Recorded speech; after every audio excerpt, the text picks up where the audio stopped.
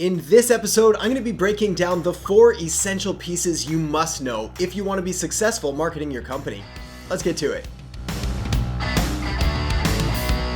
Hey there, my name is Erhart, marketing strategist, and welcome to The Marketing Show, where we help you grow your business and generate more leads, customers, and sales by making way better marketing. So, if you're interested in learning the latest and greatest marketing strategies, tools, tips, tricks, and tactics, well, you may want to consider subscribing and hitting that notification bell so you never miss a future episode. The biggest problem with marketing today is that it's overwhelming. This is what I hear all the time from clients and students before we start working together.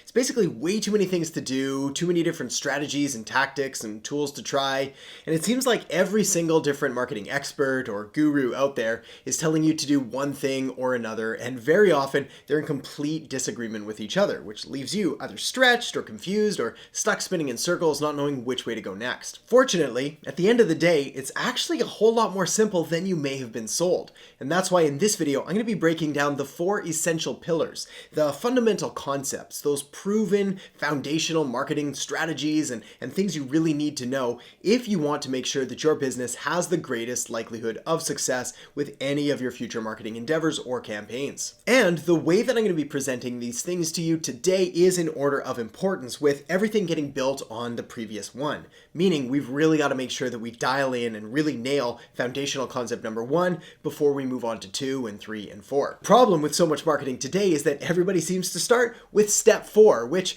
don't worry, we are going to get there, but you'll see very quickly when we start to build these things out that if we don't get steps 1, 2, and 3 right, well then step 4 has pretty much zero chance of success, which is why so many people are so frustrated with their marketing results. So to get us started with essential number 1, we have to talk about the market. Now, this is one of the most foundational and single most important elements of pretty much all of your marketing success. Really dialing in and identifying and clarifying your ideal target market. That exact type of person that loves you, loves what you do, is happy to pay you for the value you provide, and that you want to sell to. If you fail to clearly articulate who this ideal target market is, who you're trying to reach, well then it doesn't matter anything else that we do, because it's always going to miss the mark. There's this old saying that if you're marketing to everyone, you're marketing to no one. Well, what this really means is that when you're trying to market to everyone, or if everyone is your target market, well, your marketing is going to come off as broad and bland and generic and really be completely ignorable or resistible. And that's not what we want. We want you to have irresistible marketing. And the way to do that is first by identifying who it is that you're trying to be irresistible to. The way we do this is through having that ideal customer avatar, which is essentially a fictional or composite representation that really embodies all of the best characteristics of your best customers. Typically, we build this out in 3 different stages, one of which being demographic details, like what's their age and gender and income, occupation, or job title. What are their geographic details? Where do they live? What city, state, province, or country?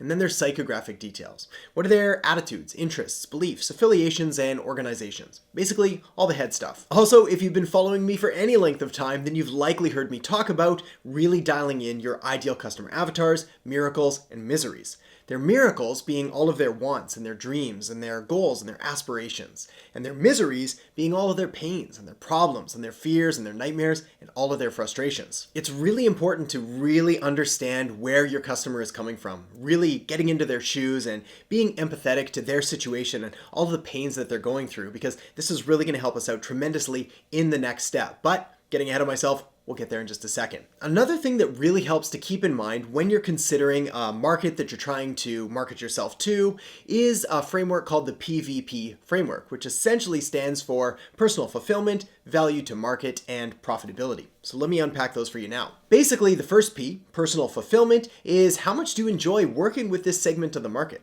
After all, one of the worst things to do in business is work with people that you don't really like, because you're not going to like it, they're not really going to like you, and they're going to sense that you don't like them, so it's lose-lose. Next up is V, or value to market. Again, if we're talking about really dialing in who we're trying to serve, we want to serve people who are likely to experience the greatest benefits from your products and from your service and from your business, rather than someone who's probably going to get no reaction at all. A nice easy example here is, let's say you're selling one of the most beautiful pieces of steak ever. This is the most delicious, most succulent, most sought after cuts of meat that's ever graced the planet, and you've got the honor of selling it. Well, in regards to V, or value to marketplace, you can either sell it to a foodie or a food connoisseur or someone who absolutely loves food and loves steak and is all about steak, or you could try to sell it to a vegetarian or a vegan. Basically, it doesn't matter how good the steak is, you're not going to provide any value to the vegan or the vegetarian who doesn't want the steak in the first place. This is why it's really important to clearly articulate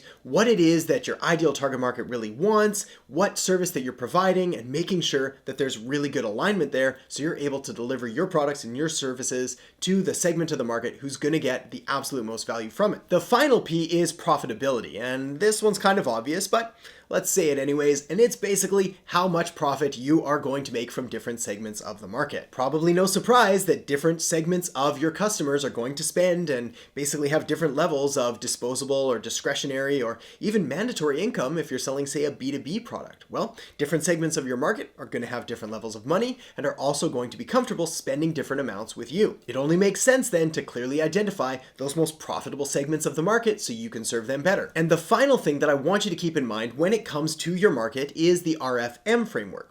Very similar to the PVP framework in sort of enabling you to grade or scale or evaluate different customer segments that you may want to do business with. The R stands for recency. And this is all about how recently a potential customer or prospect has either bought from you or from a competitor or in your industry in general. Basically, the more recently they bought, well, the more likely they are to buy again. The F stands for frequency. And this is all about how frequently people buy. Probably not surprising here that if you've got a segment of the market that frequently buys stuff, well, the odds of marketing to them successfully goes up exponentially. After all, it makes a lot more sense to sell to people that buy a lot of stuff. And then the M stands for monetary, and this is basically the same as the profitability part, but basically how much are they spending? Again, it makes a whole lot more sense to market to people who already spend a lot of money on the type of thing that you're selling. All right, so now that we've got market completely wrapped up, it's time to move on to the second essential, which is the message. And this is essentially how you're going to structure and position your business in regards to communicating your value and your offer to your target market. This is where we're really going to draw on those miracles and miseries that I talked about earlier. Essentially really dialing in all of their end state or benefits or goals or dreams or areas that they're trying to get to, and really hammering on all the pains and frustrations and miseries that they're trying to get away from. Basically, it's your job as a business to structure a message and an offer that helps them move away from pain and towards pleasure. Your business is the bridge that helps them cross the gap from pain to pleasure. But to do that, you obviously have to have a really clear and really detailed understanding of what exactly their pain is. After all, way too many businesses make way too many offers trying to solve pains that don't actually exist. Then they wonder why their marketing isn't working. And this is why it all comes back to that target market, really understanding all about them, all about their pains, all about their frustrations, and how you're uniquely positioned to solve it for them. After all, customers don't buy when they understand what you do, they buy when they feel understood by you. All right, enough high-level stuff on messaging. Let's get some tactical nitty-gritty stuff. Essentially, when it comes to your messaging, you're going to want to have two different types of offers that you put in front of your target market. A hard offer and a soft offer. So let's unpack those now. A hard offer is something that you make when someone's ready to buy, and it's essentially the buy now or the book now or the apply now or whatever it is that is really the action that you want your customers to ultimately take. A soft offer, on the other hand, or transitional offer, is a bit of a step back. This could be like, watch this video or download this guide or listen to this audio or maybe partake in this free training. Essentially, it's something that requires way less commitment and is a little bit of a softer, more transitional step to get them where you ultimately want them to go. One of the worst expressions in marketing is that it doesn't hurt to ask. Because yes, it does hurt to ask. You can't just go out to someone who's never heard of you before and shove an offer in their face and expect them to buy. You're gonna be disappointed. It's kind of like proposing marriage on a first date. Odds of success are pretty low. Rather, what you want to do is be cognizant of where the customer is in their buying journey. Are they just doing research? Are they already familiar with you? Are they familiar with competitors? Have they bought this type of thing before? Are they in a follow-up meeting? Whatever the case, and then making sure that you're putting the right message in front of them at the right time. All right, so now you've got your market dialed in and you've got your message. It's time to move on to the third essential, which is media. And my biggest cry for you here is to avoid what I call the marketing wasteland. Essentially, the media channels and platforms where none of your customers are active or present on, but for some reason, someone somewhere along the lines has told you that you've got to be there. One of the worst pieces of marketing advice I have ever heard, and sadly took back in the day, is that you need to do everything and be everywhere. Again, this is terrible advice, and it's going to quickly lead to overwhelm and burnout. Not to mention, it's not effective, because your customers, your clients, your prospects, well, they're not everywhere, they're not doing everything, so neither should you. Rather, you should be very selective and very strategic with your time and with your energy and with your money, really clearly identifying exactly where your ideal target market is present and active, and then going there, ignoring everything else. And again, this leads us back to that target market, because by better understanding our ideal target market and who we're trying to reach and who we're trying to basically sell our stuff to, well, it's going to be a whole lot easier to figure out where they're spending their time online, and it's going to quickly eliminate a whole lot of channels and a whole lot of different networks that you may have been told might be useful, but may not be useful to your business. The other thing you do need to consider when it comes to media is what kind of media and what kind of content you're going to be producing, whether it's video or audio or text-based content.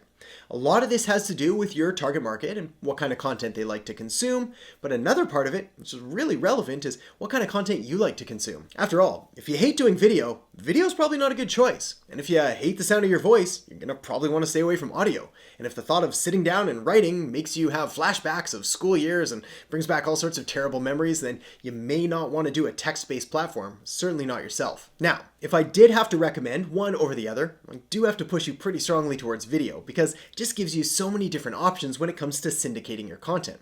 After all, you've got the video content. You can also strip away the audio. Now you've got podcast content. You can have all that audio transcribed, and now you've got texts and blog posts and all sorts of different social media posts. And essentially, this gives you all kinds of different content for all kinds of different platforms from just one single piece of content. All right, and that leads us nicely to the fourth essential, which is what I call the matrix. This is all the fun and flashy and shiny object stuff that everybody is cramming down your throat, telling you that you have to do. The reality is you don't have to do any of this, but if you'd like to, and if it's in alignment with your market and your message and your media choice, well then by all means, go ahead. All right, so the first part is easily my favorite, and that's online ads. Whether we're talking about Facebook or Instagram or YouTube or Google Ads, basically online advertising is one of the single most effective and cost-effective ways to get your message directly in front of your ideal target market. Also, thanks to just how robust and how built out these platforms now are, it's easier than it's ever been before to really dial in a high-converting campaign.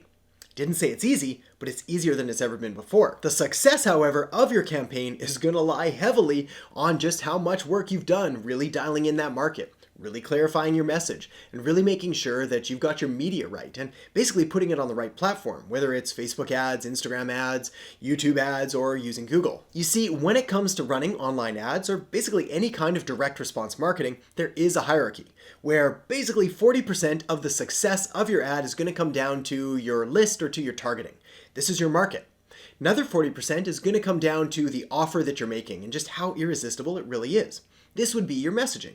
The last 20% has to do with the copy and the creative, basically the video or the text or the images that you're using in the ad. As you can see, we really do need alignment across all of these different things in order to have success. The next part of the matrix that I absolutely love is the funnel.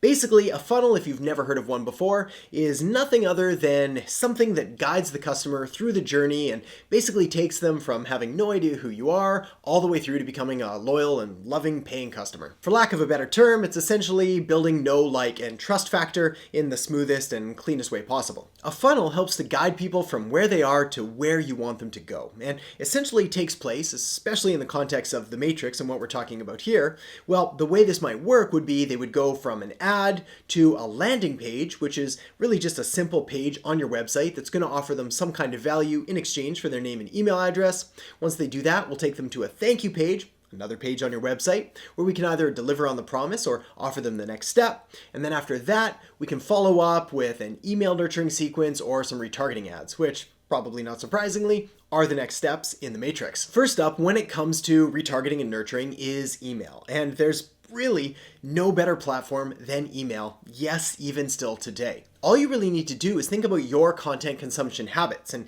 how you choose to consume information, especially from industries and authorities that you respect and that you have to do business with. Think about your dentist or your doctor or your lawyer or your accountant. Odds are pretty good that if they need to reach out to you and contact you, they're sending you an email. Email is the perfect way to reach your customers and to continue to increase touch points and be relevant and provide more and more value. Plus, you're going to own your email list, which means that once a customer has given you their contact details and given you their email, well, you've got a database of that you can reach out to again and again. This is very different than, say, building up a giant Facebook page or Instagram following, where Facebook or Instagram are free to pretty much cut it off whenever they like. Makes it a bit sketchy if this is your primary marketing material. The next step of the matrix is the retargeting ads. Now, technically, retargeting ads are part of online ads, but because they kind of come after someone has already gone through that know, like, and trust factor, they've already given you their contact details or maybe even made a purchase, well, we're going to put them at the end here. Now, a retargeting ad is really nothing more than an ad that retargets or remarkets to somebody who has visited your website or taken some kind of action.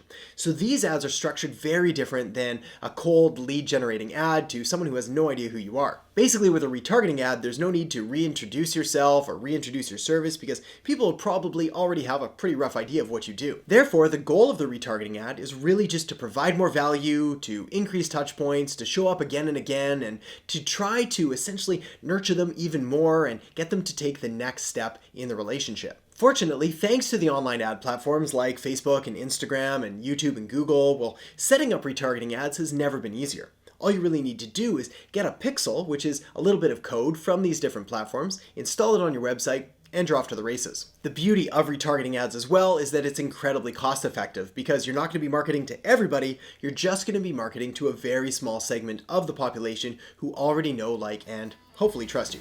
Alright, the next thing you're going to want to do is check out the video I have linked up right here on 20 digital marketing strategies for small business. So make sure to check that out now. Thanks so much for watching, and I'll catch you next time on The Marketing Show.